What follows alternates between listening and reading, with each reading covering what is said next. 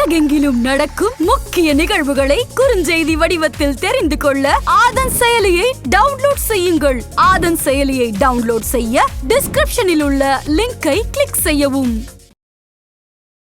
மார்கழி மாதம் முழுவதுமே நம்ம ரொம்ப கேர்ஃபுல்லா தான் தமிழ்நாடு கேர்ஃபுல்லா தான் இருக்கணும். அதே போல தீ விபத்துலயும் கேர்ஃபுல்லா இருக்கணும். எளிதில் தீ இருக்கக்கூடிய அமைப்பு, கடல் பகுதியெல்லாம் ரொம்ப ஜாக்கிரதையா இருக்கணும். தை பிறந்தா வழி பிறக்கும், நமக்கு ஒரு மாற்றம், புது வருஷம் அப்படின்னு நம்பிக்கை அன்றைய நாள்ல இருந்து தொடங்குவாங்கல்ல, அந்த 1/1/2024 அப்படின்றவருக்கு அந்த முதல் 4 மாசம் எப்படி இருக்கும் மக்களுக்கு? மார்கழி மாசத்துல கண்டிப்பா வெள்ளம் வரும். வெள்ளம் வராம போவாது. அதுல தமிழ்நாட்டுல பல மாவட்டங்கள்ல பெரிய பாதிப்பு இருக்கும். அதாவது நம்ம இந்த மாவட்டம் வரும் அந்த மாவட்டம் வரும் இல்லை, எல்லாரும் கேர்ஃபுல்லா இருக்கணும்ன்றது தான் பஞ்சாங்கம் சொல்லக்கூடிய குறிப்பு. அதுல தமிழ்நாடு வெள்ளக்காடாக இருக்கும் தான் பஞ்சாங்கத்தினுடைய குறிப்பு இருக்கு. சோபகிருது வருடம் 2023, இப்ப குரோதி வருடம். குரோதி வருடம்னா என்ன? அது அந்த வார்த்தையின் பொருள் எல்லா இடத்துலயும் பஞ்சம், பட்டினி. அடுத்தது எல்லா இடத்துலயும் திருட்டு. 24 நமக்கு நல்ல சுபிச்சமா இருக்கிற மாதிரி வருடங்களா நம்ம கணிக்க முடியாதா? அப்படி இல்லையா? என்ன? கண்டிப்பா கிடையாது. 24 இதோட மோசமா தான். எல்லாரும் சுபிச்சம் சுபம் எல்லாம் சொல்லுவாங்க மக்களுக்கு திருப்திக்கு. அது மாதிரி திருப்தி பண்ணிட்டு நான் அந்த இதுக்கு போய் மாற்றத்துக்கு நான் ரெடியா இல்லை. வரக்கூடிய காலகட்டங்கள் என்னை பொறுத்த வரைக்கும் இன்னும் 7 வருடத்திற்கு ரொம்ப கடுமையா தான் இருக்கும் மக்களுக்கு. நீங்க 1 வருஷம் பத்தி பேசுறீங்க. ஏன்னா நான் ஒரு 7 வருஷம் ஆராய்ச்சி பண்ணி பார்த்தேன். எக்ஸாம் புயல் வெள்ளம் சென்னையில முதலையெல்லாம் வெளியே தெரிய ஆரம்பிச்சிருச்சு. ஜோதிடரா நீங்க சொல்லுங்க, முதலையெல்லாம் அந்த ஒரு பார்வைக்கு தெரியுதுன்னா அது ஒரு அபசகுணம் அப்படின்னு எல்லாம் சிலர் சொல்றாங்க. உங்க பார்வையில அதெல்லாம் ஒரு தேவையற்ற விஷயமா, என்ன அபசகுணமா என்ன? 2024 இந்தியாவுக்கு சுற்றி இருக்கிற மற்ற நாடுகள் மத்தியில எப்படி இருக்கும்? போர் வரும், பிரச்சனை வரும், தீவிரவாதம் வரும். ஏன்னா குரோதி என்பதே விரோதங்கள், குரோதி என்பதே பகை, திருட்டு பயம், புரியுதுங்களா? உள்ள வர்றது, பிரச்சனை வருது, எல்லாமே ஒரு சிக்கலா தான் இருக்கும். வணக்கம் செல்வி சார். வணக்கம். எப்படி இருக்கீங்க? நல்லா இருக்கு. 2023 முடிய போகிறது, 2024 பிறக்க போகிறது. புதிய ஆண்டு உலகத்திற்கு எப்படி இருக்குன்னு கேட்கறதுக்கு முன்னாடி 2023 நீங்கள் கணித்ததெல்லாம் நிறைய அந்தந்த காலகட்டங்களில் நடந்ததை சில செய்தி நிறுவனங்கள் வெளியிட்டதை நானுமே பார்த்துருக்கேன். அன்றே கணித்த ஜோதிடர்னு உங்களுடைய அந்த பழைய பேசின அந்த வீடியோவை எடுத்து கட் பண்ணி போடுவாங்க. நம்ம அந்த பேசிட்டு இருக்கிற இந்த நேரம் தென் மாவட்டங்கள் கொஞ்சம் பல பகுதிகளில் மழை நீரால் மூழ்கி கொண்டு இருக்கிறது. சென்னை ஒரு மிகப்பெரிய பாதிப்பை கொடுத்தது. இது எல்லாமே நீங்கள் கணித்தது பெரிய அளவுக்கு நடந்ததுன்னு தான் சொல்வேன். 10ல் 9 சரியாக இருந்தது. 2023 நீங்கள் கணித்தது போல நடந்திருக்கிறதா? அதில் ஏதேனும் தவறி இருக்கிறதா? இல்ல, அதாவது இந்த வாட்டி இயற்கை பேரிடர்கள் 2023 நம்ம சொன்னது நிறைய விஷயத்துல என்னன்னா நிலநடுக்கங்கள் பத்தி பேசணும்.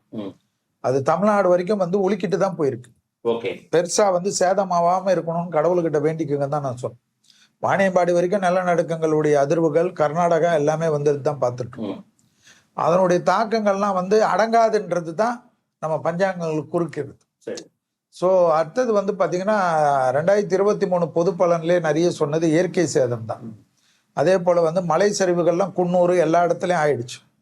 அதே போல வெள்ளக்காடாகன்றது தான் ரொம்ப முக்கியமான ஒரு விஷயமா பார்த்தோம்.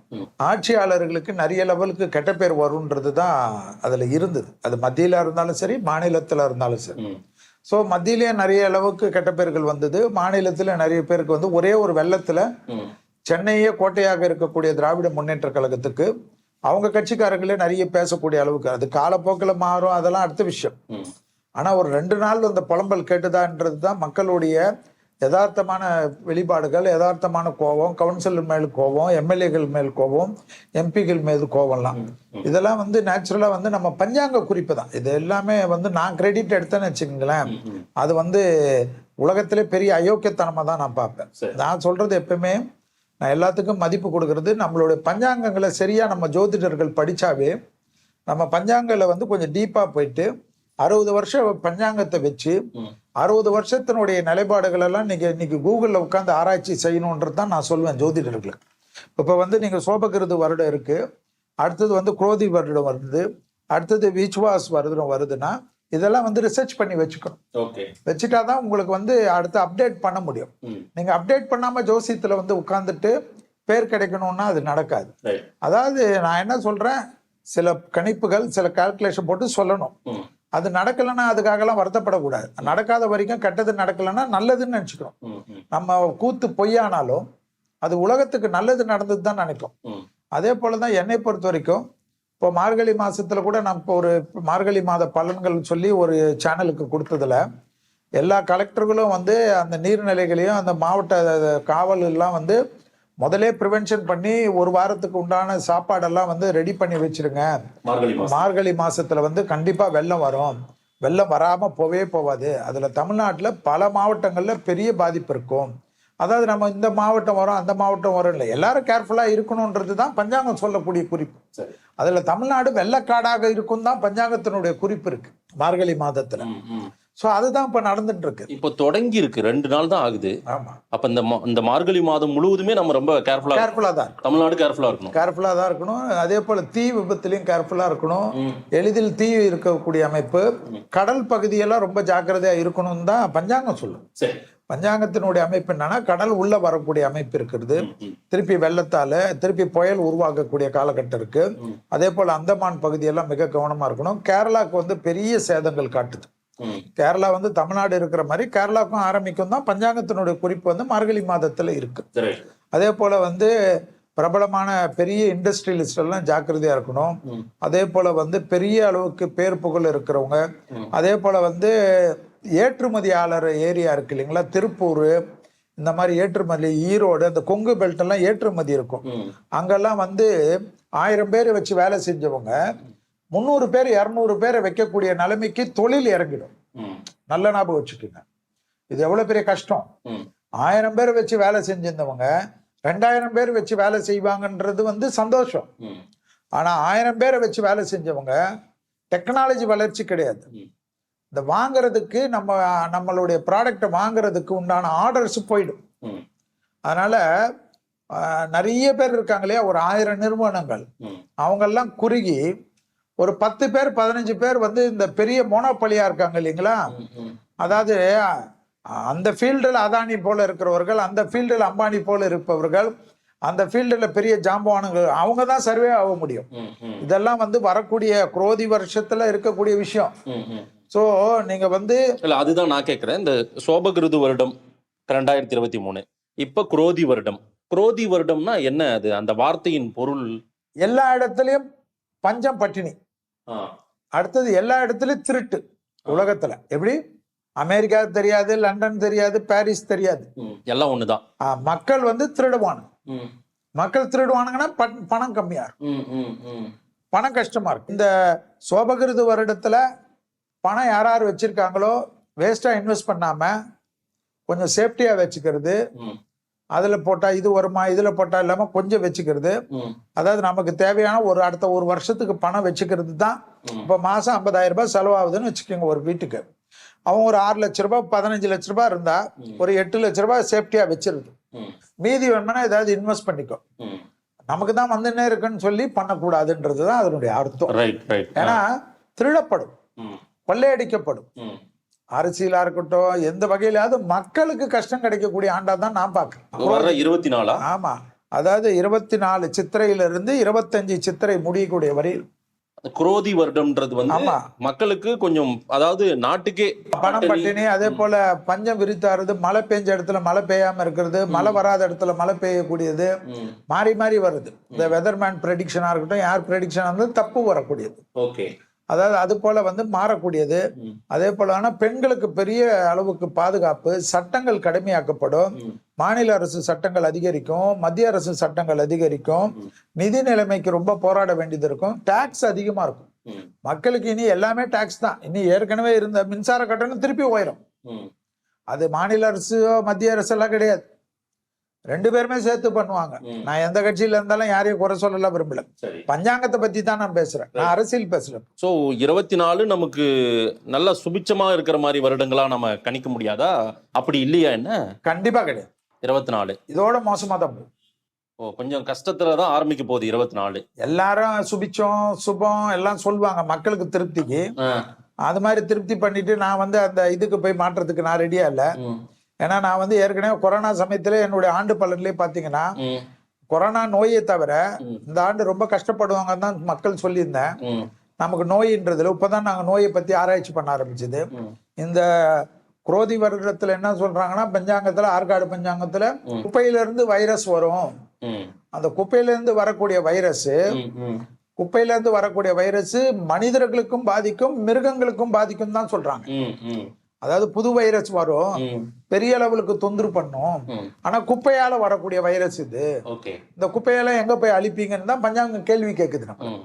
சோ நாட்டுல கொஞ்சம் இந்த குப்பை இருக்கிற இடம் சேர்த்துக்கிறது, இந்த சுகாதாரம், அது சுகாதார மந்திரி எல்லாம் இப்பவே வந்து அதற்கு உண்டான அமைப்பு, சுகாதாரன்றதோட சிஸ்டமேட்டிக்கு கண்டிப்பா வந்து டெக்னாலஜி வளர்ச்சி, விவசாயத்தினுடைய வளர்ச்சி, அதே போல வந்து எல்லாமே காணப்பட்டாலும் வருடத்தினுடைய பெரும் பங்களிப்பு மக்களுக்கு சுபிச்சம் இருக்குமானா இருக்காதுன்றதுதான் காட்டுது. அரசியல்ல நிறைய அளவுக்கு பாதிப்புகள்.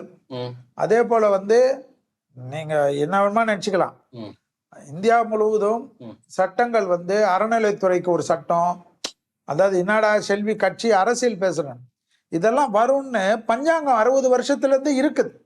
இப்ப அதை தான் எடுத்து நாங்க காப்பி அடிச்சு பேசிட்டு இருக்கோம். சோ ஆலயங்கள் விஷயத்துல சட்டத்திட்டங்கள் மாறுறது, மத வழிபாடுகள் சட்டத்திட்டம் மாறுறது, அதே போல வந்து சிறுபான்மையருக்கு உலகம் முழுவதும், அதாவது இந்தியாவுக்கும் இதுக்கும் சம்பந்தமே கிடையாது, சிறுபான்மை மக்கள் கஷ்டப்படுவாங்கன்றது குரோதி வருடத்துல எப்பவோ எழுதி வச்சிருக்குது. சோ நீங்க என்ன நினைச்சுக்கலாம், அதனுடைய வெண்பாலே இருக்குது.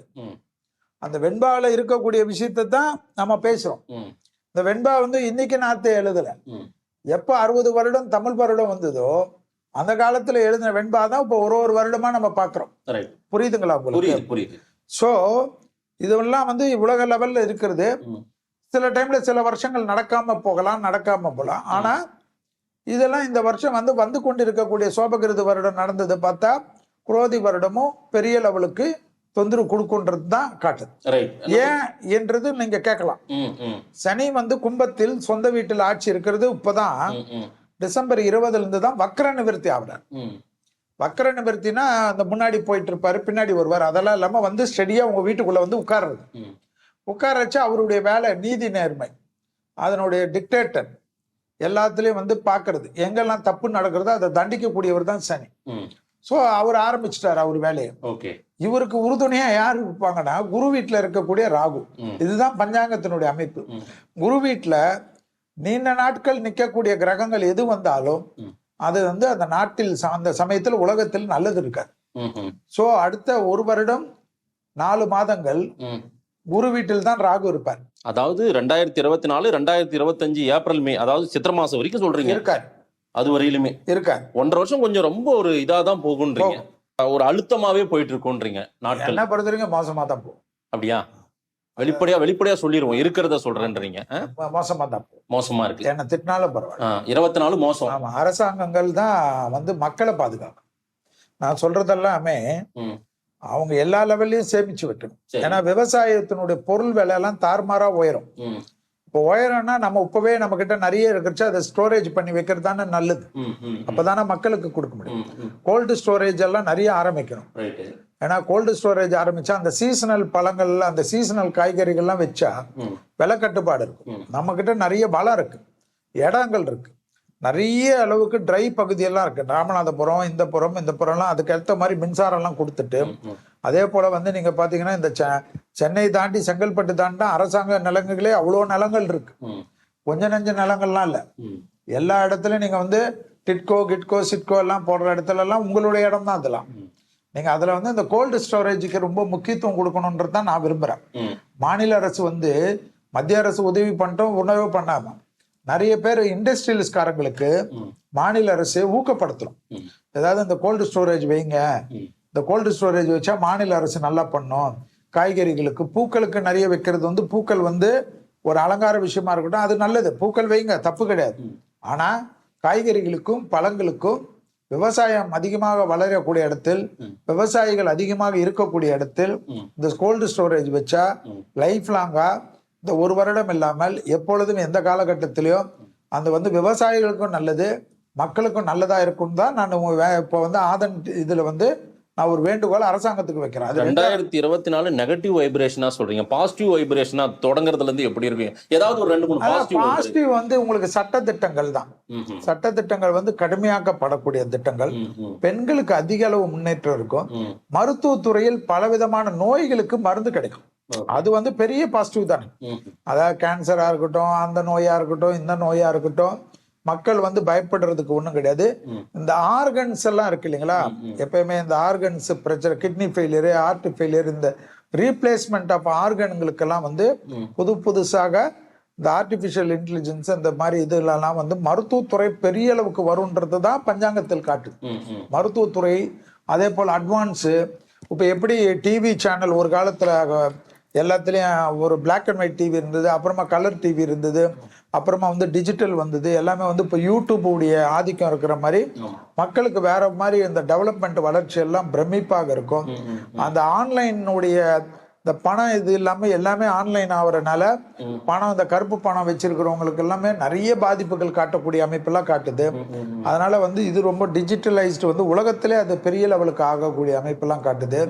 அப்புறமா வந்து இராணுவம், போலீஸ்காரர்களுக்கெல்லாம் பலவிதமான அட்வான்ஸ் டெக்னாலஜி எல்லாம் கொண்டு அவர்களே பார்த்தீர்கள் என்றால் எல்லாத்துலேயுமே வந்து ஒரு போலீஸும் மற்ற இவர்களுமே வந்து டெக்னாலஜியில் டெவலப்மெண்ட் ஆகக்கூடிய அளவுக்கெல்லாம் தான் வரக்கூடிய காலகட்டங்கள் இந்த குரோதி வருடெல்லாம் காட்டுறதெல்லாம் பார்க்கணும். அதே போல் வந்து என்னன்னா என்னை பொறுத்த வரைக்கும் நீர்நிலைகள் எல்லாம் இன்னும், ஏன்னா இந்த கடலில் நம்ம கலந்துக்கிறதே பார்த்தீங்கன்னா 10 வருஷ தண்ணியே நம்ம ஒரே வருஷத்துல கலக்கிறோம். ஆனா குரோதி வருஷத்துல என்ன கேட்கறது, மாறி மாறி வரும்னு தான் காட்டுது. வெள்ளத்துல இருந்து பஞ்சம் காட்டுற மாதிரி கூட காட்டுது. சோ இனிமேலாவது அரசாங்கம் அந்த காலத்துல இருந்த குட்டை இதெல்லாம் வந்து தேடி தேடி பார்த்து அதெல்லாம் வந்து கலெக்டருங்க நினைச்சு, ரெவன்யூ டிபார்ட்மெண்ட் நினைச்சா எல்லாத்தையும் எடுத்துடலாம். ஏற்கனவே போனது போட்டோம். இனி இருக்கக்கூடிய இடத்தெல்லாம் சிறப்பு பண்ணி நீர் வழித்தடங்களை கரெக்ட் பண்ணி நீர் மேலாண்மை சரி பண்ணி நிறைய இப்போ ஏற்கனவே உங்களுக்கு ஐஏஎஸ் இறையன்பு சாருடைய பிரதர் வந்து உங்களுக்கு எல்லாமே ஏற்கனவே கொடுத்தது இம்ப்ளிமெண்ட் பண்றதெல்லாம் தமிழ்நாடுக்கு வரக்கூடிய காலகட்டத்துக்கு நல்லதா தான் நான் பாக்குறேன். ஏன்னா வரக்கூடிய காலகட்டங்கள் வந்து என்னை பொறுத்த வரைக்கும் இன்னும் 7 வருடத்திற்கு ரொம்ப கடுமையா தான் இருக்கும் மக்களுக்கு. நீங்க 1 வருஷம் பத்தி பேசுறீங்க, ஏன்னா நான் வந்து ஒரு 7 வருஷம் ஆராய்ச்சி பண்ணி பார்த்தேன். எனக்கு கொஞ்சம் நேரம் இருந்தனால அடுத்து என்னன்னா வரும், மேஷத்துல சனி வரக்கூடிய காலகட்டம் வரைக்கும், அடுத்தது கும்பத்தில் இருந்து சனி வந்து மீனத்துக்கு போகக்கூடிய காலகட்டம், அது ஒரு 2.5 வருஷம். கும்பத்தில் இப்ப 2 வருஷம் இருக்க போறாரு. சோ அது ஒரு 4.5 வருஷம். அதுக்கப்புறம் ஒரு 2.5 வருஷம் வந்து மேஷத்தில் சனி இருக்கக்கூடிய காலகட்டம். ஆக ஒரு 7 வருஷம் டீப்பா ரிசர்ச் பண்ணி தான் நோட்ஸ் போட்டு வச்சு. இது மாறுவதற்கான அந்த காலநிலை ஏதேனும் ஒரு பரிகாரம் மாதிரி அப்படி எல்லாம் ஒண்ணும் கிடையாது. அதாவதுங்க அனுபவிக்கக்கூடியது வந்து பரிகாரங்கள் வந்து உங்க திருப்திக்கு என் திருப்திக்கு தான் மாதேஷம். எப்பயுமே நான் தெய்வ வழிபாடுகள் வந்து நம்ம மனிதனுக்கு வந்து டிப்ரெஷன் ஆகாம இருக்க, சரி நம்ம இந்த கோயிலுக்கு போயிட்டு வந்திருக்கோம், நம்ம நல்லது நடக்கும்னு நம்ம அவங்களுடைய காலச்சக்கர நக்கிறதுக்கு ஏற்ற மாதிரி தசாபுத்திகளுக்கு ஏற்ற மாதிரி தான் வளர்க்கும். இப்போ உலகத்துக்கு நீங்க பேசக்கூடிய டைம் வந்து இது உலகத்துக்கு, தனிப்பட்ட மாதேஷ் ஜாதகத்துக்கும் இல்லை. இந்த கெட்ட நேரத்திலயும் ஓஹோன்னு சம்பாதிக்கிறவங்களுடைய ஜாதகம் இருக்கும். இந்த கெட்ட நேரத்துல ஒரே இதோட மோசமா அழியிற ஜாதகமும் இருக்கும். 24 குரோதி வருடம் நமக்கு வந்து உலகத்துக்கே கொஞ்சம் 24ல இருந்து 25 சித்திரை வரைக்குமே அதாவது ஒரு வருடம் 4 மாதங்கள், கிட்டத்தட்ட 16 மாதங்கள். 24வது வருஷம் ஏப்ரல் மாசம் 14ஆம் தேதி தான் குரோதி ஆரம்பிக்கிறது. ஆமா, அதுல இருந்து 25 ஏப்ரல் 13ஆம் தேதி வரைக்கும் தான் குரோதி. இப்போது வந்து 2024 ஏப்ரல் 13 வரைக்கும் சோபகிருதுவர். ஓகே. இப்ப இந்த தை பிறந்தா வழி பிறக்கும், நமக்கு ஒரு மாற்றம், புது வருஷம் அப்படின்னு நம்பிக்கை அன்றைய நாள்ல இருந்து தொடங்குவாங்கல்ல, அந்த 1/1/2024 அப்படின்றவருக்கு அந்த முதல் 4 மாசம் எப்படி இருக்கும் மக்களுக்கு? இல்ல என்னை பொறுத்த வரைக்கும் மக்களுக்கு வந்து இந்த எலெக்ஷன் காலகட்டம். ஆமா, அது நம்ம சொல்ற அந்த டைமிங். ஆமா, எலெக்ஷன் காலகட்டம். அதுல வந்து இந்த அரசு இந்த எலெக்ஷன் தேர்தல் இருக்கக்கூடிய காலகட்டத்துல மக்களுக்கு வந்து ஏதாவது அரசியல்காரர்கள் கண்டிப்பா மக்களை சந்தோஷப்படுத்துறதுக்கு நடக்கும். பட் எல்லாமே நடந்தாலும் இந்த நோய் உபத்திரங்கள் காணப்படக்கூடியதா தான் காட்டுது.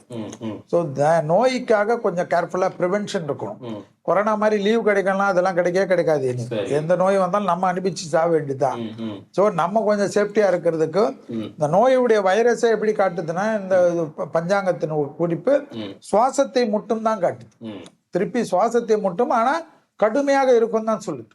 அதனால அதை கொஞ்சம் பாத்துக்கிறது முக்கியம். ம். கண்டிப்பா என்னை பொறுத்த வரைக்கும் ம். தலைவர்களுக்கு பாதிப்பு இருக்கு. 24ல 24ல தலைவர்களுக்கு பாதிப்பு இருக்கு. சரி சரி. அத பெண் தலைவர்களுக்கு கடுமையான பாதிப்பு இருக்கு. பெண் தலைவர்களுக்கு ஆமா, உலகத்திலே இருக்குது. ஓகே. அதுல இந்தியாவும் அதுல அடக்கும். அடுத்தது இளம் தலைவர்களும் கவனமா இருக்கணும்னு தான் ஜோதிடத்தில் காட்டப்படக்கூடாது. நீங்க எல்லாரும் வயசானவங்கள தேடி கணக்கு போட்டு இருக்காதீங்க. சோ நேரம் கெட்டு போயிடுச்சுன்னா அது 30 வயசா இருந்தாலும் சரி, 20 வயசா இருந்தாலும் அந்த மாதிரி தான் காட்டுது. அதே போல இண்டஸ்ட்ரியலிஸ்ட், பெரிய இண்டஸ்ட்ரி, 10,000 பேருக்கு சோறு போடுற முதலாளி, 25,000 பேருக்கு சோறு போடுற முதலாளிங்களுக்கு எல்லாம் டக்குன்னு பாதிப்பு காட்டுது. அதெல்லாம் பாத்துக்கணும். அடுத்தது பெரிய அளவுக்கு இண்டஸ்ட்ரியலிஸ்ட், பெரிய சோசியல் ஒர்க்குகளுக்கு, அப்புறம் மடாதிபதிகளுக்கு எல்லாம் பாதிப்புன்னு தான் காட்டுது இந்த குரோதி வருஷம். அதை நோட் பண்ணிக்க. மடாதிபதிகள், பெரிய பெரிய மடம் வச்சிருக்கவங்க, பெரிய பெரிய ஆன்மீகத்துல பெரிய அளவுக்கு பேர் வாங்கினவங்க, அவங்களுக்கெல்லாம் இந்த குரோதி வருடத்துல ஏதாவது ஒரு சிக்கல்ல காட்டுது. அதெல்லாம் காட்டுது. இல்ல, இதுல நடந்த சில நிகழ்வுகளை நான் கேட்கணும்னு நினைக்கிறேன். மிக்ஸாம் புயல் வெள்ளம் சென்னையில முதலையெல்லாம் வெளியே தெரிய ஆரம்பிச்சிருச்சு. அது ஒரு ஜோதிடரா நீங்க சொல்லுங்க, முதலையெல்லாம் அந்த ஒரு பார்வைக்கு தெரியுதுன்னா அது ஒரு அபசகுணம் அப்படின்னு எல்லாம் சிலர் சொல்றாங்க. உங்க பார்வையில அதெல்லாம் ஒரு தேவையற்ற விஷயமா, என்ன அபசகுணமா, என்ன அது? பாருங்க, ஜோதிடத்துல இதெல்லாம் சொல்லல நம்ம சொல்றது. சிலர் நேமுக்காக, பேருக்காக ஆட்சியாளர்களுக்கு கண்டன்வாங்க. இதெல்லாம் நான் ஒத்துக்கல. இந்த காடு தீ பிடிக்குதுன்னு வச்சுக்கோங்க. காடு தீ பிடிக்கிறது ஒரு அதாவது ஃபாரின்ல எல்லாம் பாத்தீங்கன்னா இன்னைக்கு அமேசான் காடு வரைக்கும் தீ பிடிக்கும். ஏன்னா இயற்கையுடைய அது படைப்பு. அப்ப எல்லா விலங்குகளும் மாண்டு போகும். கரெக்டா? அடுத்தது கடுமையான விலங்குகள், கொடூர விலங்குகள்லாம் கூட வெளியில வரும். அது போல வெள்ள சமயத்துல ஏரியில இருக்கக்கூடிய முதல்ல கிராஸ் ஆகுறதுனால நம்ம அதை உபத்திரம் பண்ணாம இருந்தா போதும். என்னை பொறுத்த வரைக்கும் இந்த அபசகுணம், இந்த சகுனம் எல்லாம் கிடையாது. என்னை பொறுத்த வரைக்கும் இந்த அபசகுனங்கள்ன்றது இது பூனை குறுக்க அபசகுனம், இதெல்லாம் நான் ஏத்துக்கிறது இல்லை. எப்படி? நான் எனக்கு தெரிஞ்சு நான் படிச்ச புக்குங்கள்லாம் இதெல்லாம் கிடையாது. இது சிலருடைய சில விஷயத்திற்காக சில இதெல்லாம் பண்ணா அதெல்லாம் சகுனம்ன்றது வச்சுக்கிறதுக்கு நான் ஒத்துக்கல. ஸோ முதல்ல வர்றதுனால ஒண்ணுமே கிடையாது. ஆக்சுவலா ஆமையே நாட்டுல ஆமையே ஒரு அபசகுணம்னா, ஆனா அந்த அபசகுணம்ன்றது நம்மால் என்ன சொன்னா, கல்லாமை, அறியாமை, இல்லாமை, ஒவ்வாமைன்னு போன்ற எல்லா இந்த ஆமைகளை தான் சேர்க்காத, குறிப்பா கல்லாமையை சேர்க்காதன்னு தான் சொன்னான். நம்மால் என்ன பண்றான், நெஜ ஆமையை தூக்கின்னு இந்த ஆமை தான் அபசகுணம்னா. ஆமை தான் உலகத்துல அதிகமாக உயிர் வாழக்கூடிய ஒரு ராசி.